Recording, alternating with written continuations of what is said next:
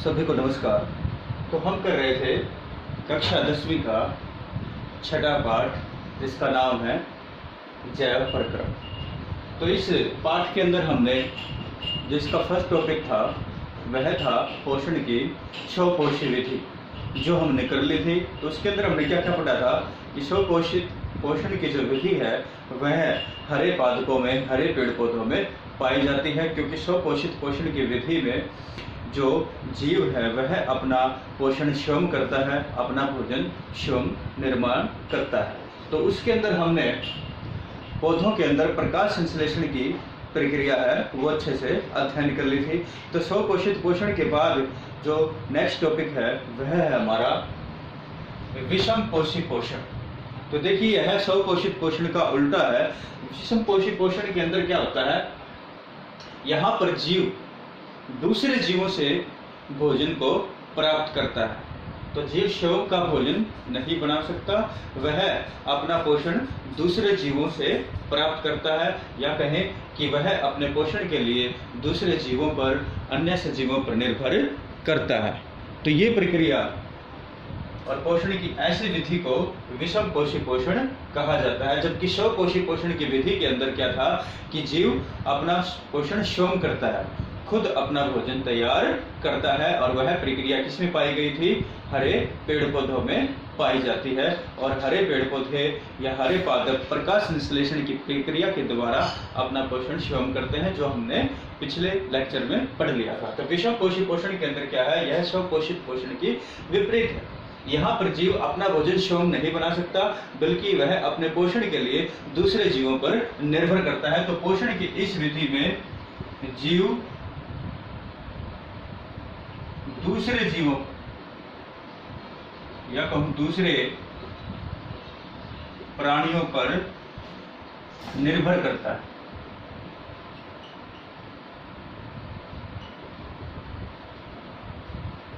तो वह अपने पोषण के लिए दूसरे प्राणियों पर निर्भर करता है, दूसरे जीवों पर निर्भर करता है, दूसरे जीवों से अपने पोषण को ग्रहण करता है। देखिए, तो इस जो विषम पोषी पोषण है इसके अंदर तीन तरह के जीव आते हैं, शाकाहारी, मांसाहारी और सर्वाहारी। शाकाहारी, मांसाहारी और सर्वाहारी, जो आपने पिछली कक्षा में पढ़ लिया था। शाकाहारी वे जीव होते हैं जो सिर्फ पादप उत्पाद खाते हैं। तो यह सिर्फ पेड़ पौधों पर, पादपों पर निर्भर रहते हैं। पादप क्या होते हैं, पेड़ पौधे, मैंने पहले बताया है। तो ये सिर्फ पादप उत्पादों को ही खाते हैं, वो शाकाहारी कहलाते हैं। ये दूसरे जीवों का मांस नहीं ग्रहण करते हैं। मांसाहारी वो जीव होते हैं जो सिर्फ दूसरे जीवों का मांस खाते हैं। दूसरे जीवों का जो मांस है, दूसरे जीवों को ये खाते हैं, वो मांसाहारी होते हैं। और सर्वाहारी वो होते हैं जो दोनों पादप उत्पाद भी और दूसरे जीवों का मांस, दोनों चीजें जो खाते हैं वो क्या कहलाते हैं, सर्वाहारी जीव कहलाते हैं। ये छोटी कक्षाओं में, पिछली कक्षाओं में आपने पढ़ रखा अच्छी तरह से। तो विषम पोषी पोषण के अंदर शाकाहारी, सर्वाहारी और मांसाहारी तीन प्रकार के जीव हैं, वो पोषण की भी ग्रहण करने के अनुसार इनको तीन भागों में बांटा। तो देखिए, विषम पोषी पोषण के अंदर जीव अपने भोजन के लिए दूसरे जीवों पर निर्भर करता है, दूसरे जीवों से भोजन को प्राप्त करता है। तो विषम पोषी पोषण के अंदर ही अन्य प्रकार की जो पोषण की विधियां हैं वो हम पढ़ेंगे। तो देखिए, मृत पोषी पोषण भी एक प्रकार का विषम पोषी पोषण ही होता है, और इसके अंदर जीव क्या है, मृत, गले सड़े पादपों और जीवों से पोषण प्राप्त करते हैं।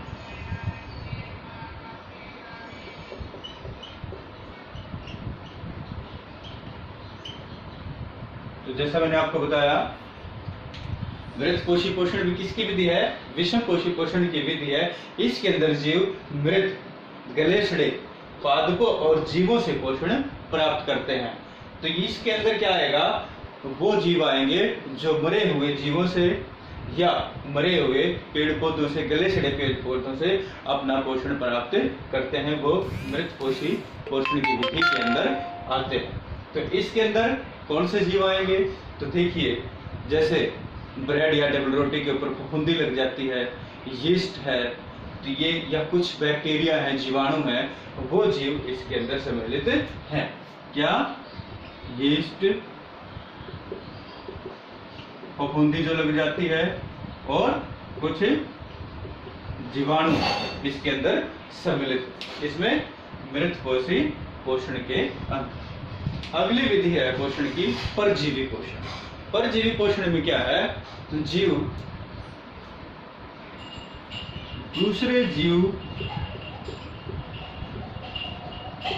से मैं कहूं दूसरे जीव के शरीर से पोषण प्राप्त करते हैं।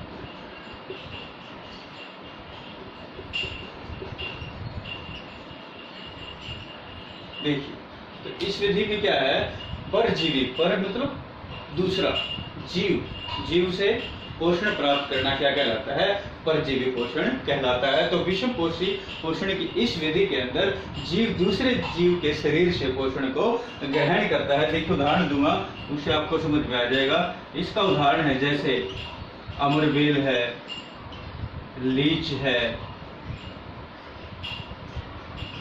लीवर फ्लूक है। ये जीव क्या होते हैं, अमरबेल, पीले पीले रंग की धागे की तरह दिखने वाली संरचना होती है, जो दूसरे पेड़ या दूसरे पौधों के ऊपर से, पेड़ पौधों के ऊपर से उनके शरीर से, उनके अंदर से पोषण को ग्रहण करती है। इनके अंदर एक हुक होता है इस तरह का, ये हुक क्या होगा, दूसरे जो पेड़ पौधे हैं उनकी टहनियों में प्रवेश कर जाएगा, उनसे सारा पोषण ग्रहण करता रहेगा। ये पीले रंग की बेल की तरह दिखती है, तो इसको क्या कहते हैं, अमर बेल। ये दूसरे पादपों के ऊपर आपको आसानी से दिख जाएगी, वहीं से, उन्हीं पादपों से जिनके ऊपर ये रहती है, उन्हीं से, उनके शरीर से, उनकी टहनियों से ये पोषण को चूसती रहती है। और इसीलिए वह पादप जिसके ऊपर अमरबेल है वह अच्छी तरह से वृद्धि नहीं कर पाता, और ये अगर ज्यादा उसको घेर लेती है, अपना आकार बढ़ाती जाती है, संख्या बढ़ जाती है इसकी, तो वह पादप नष्ट हो जाता है, मृत हो जाता है। लीच दूसरे जानवरों के शरीर से खून चूसती है। और इसी तरह से लिवर फ्लूक लीवर के अंदर पाया जाता है, जीवों के लीवर के अंदर, यकृत के अंदर पाया जाता है, एक तरह का फ्लूक है, और वहीं से भी अपना पोषण प्राप्त कर देता है। तो ये परजीवी पोषण के अंदर आते हैं। तीसरा जो विषम पोषी पोषण का प्रकार है वह है पूर्ण जैवीय पोषण। पूर्ण जैवीय पोषण के अंदर क्या होता है, जीव भोजन को, ज्यादातर इसमें ठोस भोजन को ग्रहण किया जाता है, शरीर में पूर्ण रूप से ग्रहण करके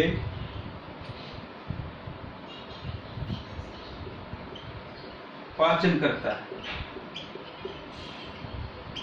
तो देखिए, पूर्ण जैवीय पोषण के विधि के अंदर जीव भोजन को, ठोस रूप में भोजन को लेता है, शरीर में पूर्ण रूप से उस भोजन को ग्रहण करता है, और एंजाइमों की सहायता से उसका पाचन करता है और उसका अवशोषण करता है। तो पोषण की इस विधि को पूर्ण जैवीय पोषण कहा जाता है। जैसे मनुष्य है, अन्य जानवर जो आपको आसपास नजर आते हैं, गाय है, भेड़ है, बकरी है, भैंस है, वो सारे क्या करते हैं, भोजन को मुंह से चबाते हैं, लेते हैं, मुंह के द्वारा शरीर के अंदर ग्रहण कर लेते हैं, और उसके बाद एंजाइमों की सहायता से उनका पाचन किया जाता है, और भोजन के अंदर उपस्थित जो पोषक तत्व है उनका ग्रहण इन जीवों के द्वारा कर लिया जाता है। तो यह है पूर्ण जैवीय पोषण।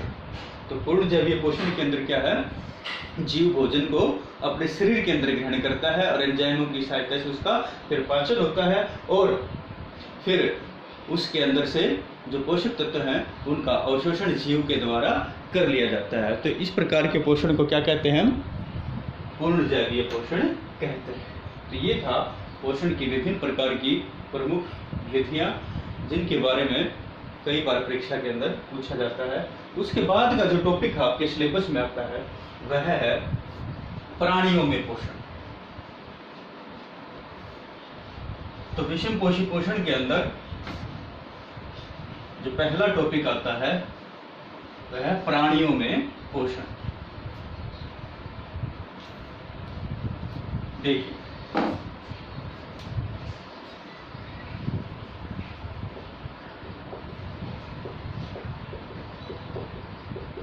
आपकी सिलेबस के अंदर प्राणियों में पोषण के टॉपिक के अंदर है अमीबा में पोषण।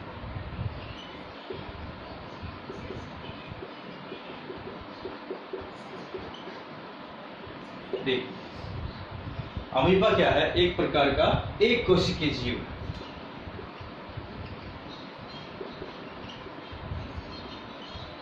अमीबा क्या होता है? एक कोशिकीय जीव होता है। यह जल के अंदर पाया जाता है। एक कोशिका है, मतलब एक ही कोशिका से मिलकर यह जीव बना होता है। तो इसके अंदर पोषण हम पढ़ेंगे किस प्रकार से होता है, ये आपके सिलेबस के अंदर आता है। तो अमीबा आपको इसके बारे में पता होना चाहिए। कैसा है? एक कोशिकीय जीव है, जल के अंदर पाया जाता है। अमीबा के अंदर भी विषम पोषी पोषण की विधि होती है। तो देखिए, इसका आकार किस तरह का होता है? इसका आकार निरंतर बदलता रहता है। तो इस प्रकार का अमीबे का आकार होता है टेढ़ा मेढ़ी आकृति, और मध्य में इसके ये केंद्रक होता है, और जो बिंदु बिंदु से बनाए हैं यह इसका कोशिका द्रव है। और बाहर यह है इसकी कोशिका झिल्ली, जिसको प्लाज्मा झिल्ली भी कहा जाता है, जो आपने 9वीं कक्षा में इसके बारे में पढ़ा था। तो इस प्रकार से दिखने वाला टेढ़ी मेढ़ी आकृति वाला जीव क्या है? अमीबा है। तो अमीबा के अंदर भी पोषण की कौन सी विधि होती है? जो लास्ट में हमने पढ़ा था, पूर्ण जैविक, पूर्ण जैवीय।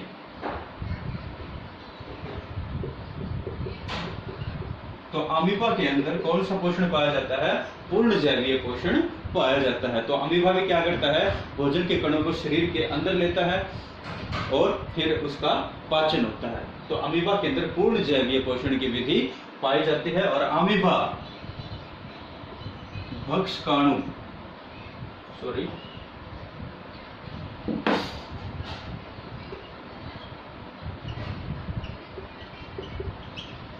अमीबा भक्षकाणु विधि के द्वारा भोजन को ग्रहण करता है। तो इसके लिए देखिए, तो अमीबा भक्षकाणु विधि के द्वारा भोजन को ग्रहण करता है और इसके अंदर पूर्ण जैवीय पोषण की विधि पाई जाती है। क्या होता है ये मैंने आपको बता दिया। मध्य में केंद्रक है, ये कोशिका झिल्ली है, कोशिका द्रव है। तो देखिए, इस प्रकार की अमीबा की संरचना है। तैरता हुआ अमीबा पानी के अंदर रहता है। जब भी कोई भोजन का कण इसके समीप आता है, या तैरता हुआ भोजन के कण के समीप पहुंचता है, मान लीजिए है कोई भोजन का कण, ये भोजन का कण, तो यह है हिस्सा अमीबा का भोजन के कण के समीप। देखिए, उसके बाद क्या होता है? अमीबा के अंदर जो इसकी सतह भोजन के कण के समीप होती है,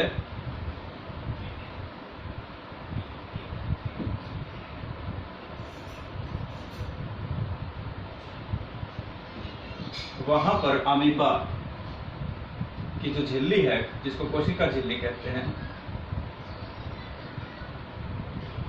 तो इसके अंदर एक उभार उत्पन्न होता है। ये मध्य में केंद्रक, ये कोशिका द्रव है। तो भोजन के समीप से कोशिका झिल्ली के द्वारा उभार बनता है और यह भोजन को ढकने का प्रयत्न करता है। इन उभारों को कूटपाद बोलते हैं। तो अमीबा के अंदर किसकी संरचना बन जाती है? कूटपाद निर्मित हो जाते हैं। ये कूटपाद, और ये कूटपाद क्या करते हैं? ये भोजन के कण को चारों ओर से घेर लेते हैं। अगली बार क्या होगा, देखिए इस तरह से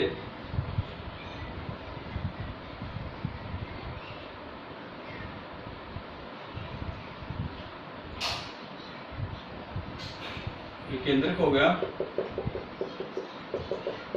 ये कूटपाद, भोजन का कण को चारों ओर से घेर लिया और फिर ये आपस में ये हिस्सा एक दूसरे के साथ मिल जाता है और फिर ये फ्यूज हो जाता है और इस प्रकार से भोजन का कण अमीबा के शरीर के अंदर आ जाता है। तो ये भोजन का कण होगा। तो इस प्रकार बनी जो भोजन के कण वाली संरचना है, इसको कहते हैं खाद्य रिक्तिका।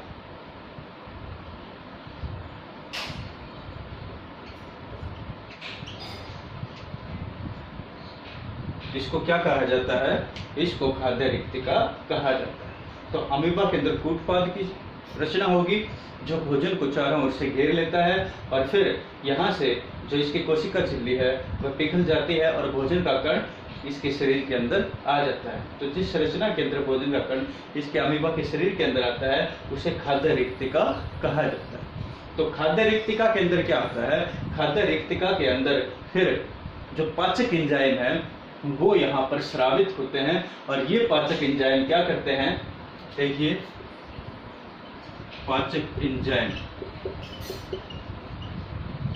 ये पाचक एंजाइम भोजन का पाचन करते हैं। तो भोजन का पाचन करते हैं और पाचित भोजन यहाँ पर कोशिका द्रव्य के अंदर, अमीबा कोशिका द्रव्य के अंदर अवशोषित कर लिया जाता है। तो यह प्रक्रिया चलती है भोजन के पाचन के दौरान। तो भोजन का पाचन किसके द्वारा होगा, पाचक एंजाइम। पाचक एंजाइम कहाँ पर, खाद्य रिक्तिका में साबित हो जाएंगे और ये पाचक एंजाइम इस भोजन के कण का पाचन करेंगे और इसको छोटे छोटे कणों में तोड़ देंगे और जो पाचित पदार्थ होंगे, पाचित भोजन होगा, जो पोषण होगा या पोषक तत्व होंगे वह अमीबा के शरीर के द्वारा इसके जो कोशिका द्रव्य है, साइटोप्लाज्म है, उसके द्वारा अवशोषित कर लिए जाते हैं। तो यह प्रक्रिया चलती है। उसके बाद जो अपाचित भोजन बच जाता है खाद्य रिक्तिका के अंदर, तो यह है यहाँ पर फिर क्या होगा, देखिए अमीबा है, ये खाद्य रिक्तिका वाला कण है, ये कोशिका द्रव्य बना दी के अंदर। तो यह है खाद्य रिक्तिका जिसके अंदर सिर्फ अपाचित भोजन बचा है। पाचन होने के बाद यह कोशिका झिल्ली के समीप आती है और यहाँ से कोशिका झिल्ली क्या होती है, फट जाती है और यहाँ से फटने के बाद जो अपचित भोजन है वो अमीबा के शरीर से बाहर निकल जाता है और इस प्रकार से अपचित भोजन है उसका निष्कासन भी शरीर से बाहर हो जाता है, अमीबा की कोशिका से बाहर हो जाता है। तो पूरी की पूरी यह प्रक्रिया चलती है जिसके द्वारा हम कह सकते हैं अमीबा में पोषण किया जाता है, अमीबा के अंदर पोषण होता है। तो इस प्रकार से अमीबा के अंदर भक्ष काणु क्रिया के द्वारा भोजन का पोषण जो ग्रहण है और उसका पाचन है वह किया जाता है। तो इसमें एक बार फिर बताता हूँ आपको, अगर हमारे पास जलीय जीव है, तैरता हुआ या भोजन का कण इसके समीप आता है तो इसकी कोशिका झिल्ली भोजन के कण की ओर बढ़ जाती है और इसको बोलते हैं कूटपाद। तो ये कूटपाद की रचना करते हैं। कूटपाद क्या करते हैं, भोजन के कण को चारों ओर से घेर लेते हैं, ये आपस में मिल जाएंगे और जो भोजन का कण है वह अमीबा के शरीर के अंदर आ जाता है और इस रचना को क्या कहते हैं, खाद्य रिक्तिका कहते हैं। खाद्य रिक्तिका के अंदर पाचक एंजाइम है वो भोजन के कण को छोटे छोटे खंडों में तोड़ देते हैं, उसका पाचन कर देते हैं। पाचक जो एंजाइम है वो भोजन को तोड़ेंगे, भोजन का पाचन करेंगे और जो पाचक रस है या हम कहें जो पोषक तत्व होंगे वह कोशिका द्रव्य के द्वारा अवशोषित कर लिए जाते हैं। अपचित जो भोजन होगा खाद्य रिक्तिका के अंदर फिर ये किसके समीप आएगी, झिल्ली के समीप आ जाएगी और वहां से झिल्ली फट जाएगी और झिल्ली के फटने के बाद अपचित भोजन को शरीर से बाहर निकाल दिया जाता है, उसका विक्षेपण कर दिया जाता है। तो पूरी की पूरी यह प्रक्रिया चलती है। तो आप इसी प्रकार से डायग्राम बनाओगे और इसमें से आपको अगर कुछ समझ नहीं आता है तो आप कमेंट में डाल के अच्छे से अपना जो क्वेश्चन है वो लिख सकते हो। तो उसके बाद नेक्स्ट वीडियो में आपको जो भी टॉपिक क्लियर नहीं हुआ है उसके बारे में आपको बता दूँगा। इसको अच्छे से करना, इसको याद करने की कोशिश करना। धन्यवाद।